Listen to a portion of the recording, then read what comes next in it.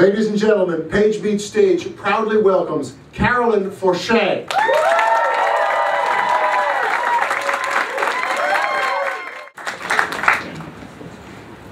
This is a conversation. I was in Hiroshima, in the epicenter where the bomb was dropped, and I went there with a much older woman who had been there on the ground on that morning and believed herself to have been saved by a grove of trees, that the trees uprooted themselves and came to protect her and circled her. She talks in this poem to me while we walk through the garden where she was. The garden shook again. By way of a vanished bridge, we crossed this river, as a cloud of lifted snow would ascend a mountain. She has always been afraid to come here. It is the river she most remembers, the living and the dead, both crying for help. A world that allowed neither tears nor lamentation.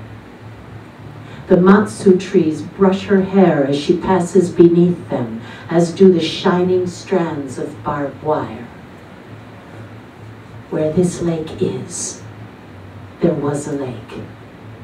Where these black pine grow, there grew black pine. Where there is no tea house, I see a wooden tea house and the corpses of those who slept in it. On the opposite bank of the Ota, a weeping willow etches its memory of their faces into the water. Where light touches the face, the character for heart is written. She strokes a burnt trunk wrapped in straw. I was weak, and my skin hung from my fingertips like cloth. Do you think for a moment we were human beings to them?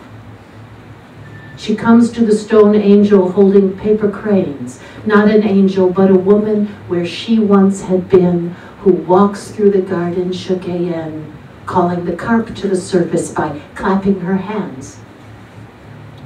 Do Americans think of us? So she began as we squatted over the toilets.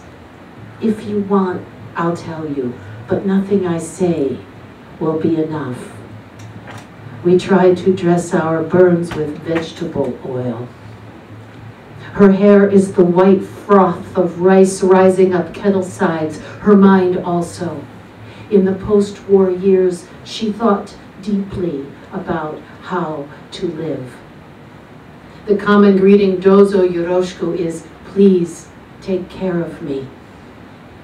All Hibakusha still alive were children then. A cemetery seen from the air is a child's city. I don't like this particular red flower because it reminds me of a woman's brain crushed under a roof. Perhaps my language is too precise and therefore difficult to understand. We have not all these years felt what you call happiness. But at times, with good fortune, we experience something close. As our life resembles life, and this garden, the garden. And in the silence surrounding what happened to us, it is the bell to awaken God that we've heard ringing. Yeah.